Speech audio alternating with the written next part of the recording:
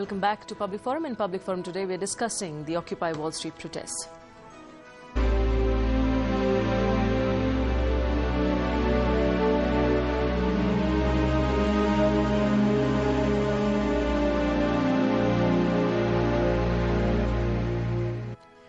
So Europe's debt problems, the recession, likelihood of a recession in US, and of course there are problems even in China on the economic front, but we know of the India's low industrial output and rupee fall. Let's start with you, Ms. Gupta. How do you really look at the impact on Indian economy? Because that is something which everybody would like to know. Yeah, we've already had some impact, because along with the other stock markets around the world, our stock market is also going up and down. We have an additional problem of high inflation, which is also global connection with the fuel price going up and food prices going up. And we have a big problem ahead with the lower industrial growth, lower GDP growth, austerity plans being implemented. And this won't affect the middle class so much or the rich people, which is also like on the Wall Street, 2% of India is the rich lot, with billionaires and millionaires. It will affect programs, austerity austerity, which means expenditure cut, will affect infrastructure programs, which will actually make the poor poorer because, so many villages need to be connected, so much power has to be reached to the villages. And it means, sort of livelihood.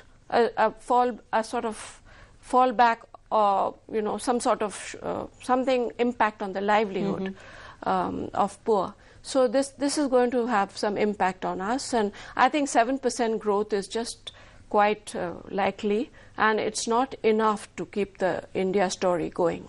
Okay, so one can expect some sort of big impacts there on Indian economy too. We are joined by a caller right now from Chennai. Narayan, please put your question. Hello. Yes. I am Narayan speaking from Chennai. Yes. I am listening to your program very regularly, and it's very interesting. Before that, I have got some information released by Bank of International Settlements. The information is like this. They are giving the information of 30 largest banks in the world. The top bank is Citigroup. In that information, what they have said is, in the first 30 banks, US is having 8 big banks with total assets of $45 lakh million. Japan is having 4 banks with total assets of $37 lakh million. China is having only 2 banks with total assets of $10 lakh million. The shareholders' equity of US 8 banks is $3.30 lakh million. Of Japan, 4 banks is $1.13 lakh million only. China, 2 banks, it is less than $1 lakh million. That is $0.3 million. The Tier 1 capital ratio of US 8 banks is 10%. Mr. Narayan, your question, please, if you can. Is 5% only. China's 2 banks, it is only 6%. Mr. Narayan, can you please, can you hear my voice, Mr. Narayan? Yeah. Please put your question if you have any. Yeah, see, with such a big economy, managing even after the 2008 crisis with this position, how do you say the US problem is very dangerous and it is going to affect the world at large? Okay. Thank you very much, Mr. Narayan, for that question. I'd like to just respond. The statistics are interesting because it just shows how over-financialized the American economy was. And to the point that banks became larger than life, and, you started in Gordon Gekko became such a big cultural figure, Wall Street. And they created this whole aura around themselves, which has come crashing down the last 3 years. And what it means is that, you need to go back to the so-called real economy. You have to take back the real economy, do productivity, produce something. It's all, financial. It's very simple. It's a lot like individuals. If I have X income, I can borrow 10X, 20X. But if I have X income and borrow 200X, that means I'm over-borrowed. In Wall Street language, it's like over-leveraged. So the American economy had leveraged too much. Very interesting, there was a time when American companies and American Wall Street and American economy were all in a closed loop. now in a globalized economy, American companies investing in Asia means that there is no guarantee that American investment benefits American economy. That's why, after all, India is waiting for FDI in India. So it's American savings were coming into India. Now Japanese savings were coming into India. India has delivered growth in return. But the point is, what happens to America's growth? And therefore, the big question is, the US will have to reform the financial system and reform its own real economy and connect the two dots so that the American people get the benefit of the American economic measures. That applies to India as well. As I heard someone saying, Indian companies are investing abroad. That should also benefit Indians if they want support from the Indians. So you need to have a closer, the financial economy is like the shadow. The real economy is the substance. By putting a huge floodlight behind, you don't become tall. Only your shadow becomes tall.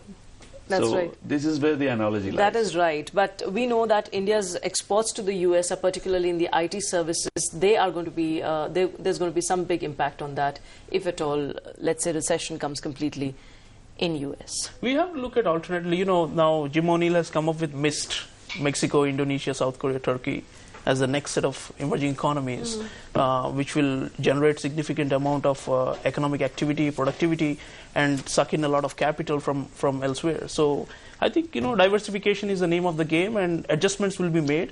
We will still emerge, I would say, not unscathed, but we will emerge stronger. We will enter into a multipolar world as a result of the continued dip in OECD fortunes, especially in Europe and North America. So we are finding a more balanced world. I think there is reason to be hope that these young people who are out in Zuccotti Park are, beckoning for, a reordering of the American economic structure, and eventually it will deliver justice, we hope. And I think, just as we say, every American presidential election is the whole world is a silent electorate, I think in this case, a protest in America, we are all watching, with a great concern and with hopes that this will actually transform and turn around, will turn a corner. Ms. Sengupta.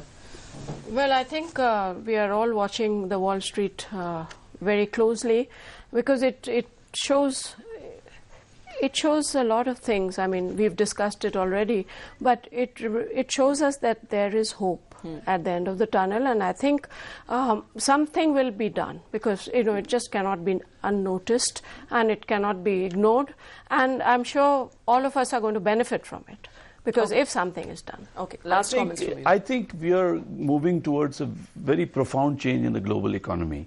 From America-centric or West-centric globalization, we are moving towards what I call rainbow globalization, where we have various countries all becoming more equitable in their partnership in global trade.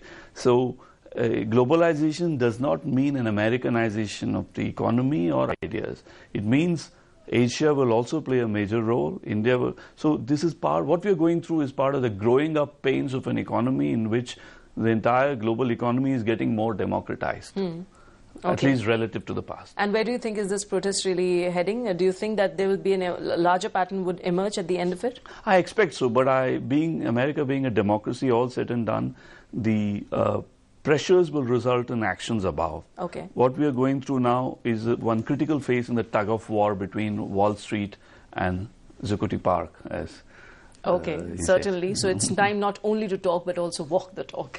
Thanks very much, gentlemen. Thank you very much, ma'am, for participating. So that's all we have for you in this edition of Public Forum. Thanks for watching us. Good night.